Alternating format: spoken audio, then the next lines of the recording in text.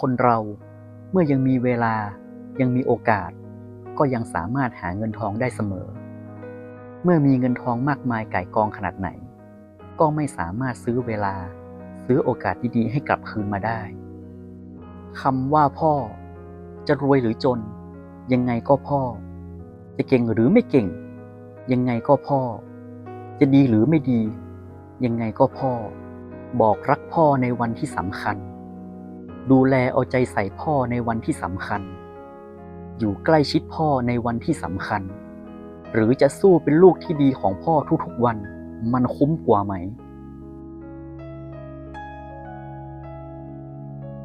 จากประสบการณ์ที่ผมได้เห็นร้อยทั้งร้อยว่าทุกคนจะยากดีมีจนเป็นคนระดับไหนก็ช่างการที่เป็นลูกกตัญญูอย่างน้อยชีวิตก็ไม่อดตาย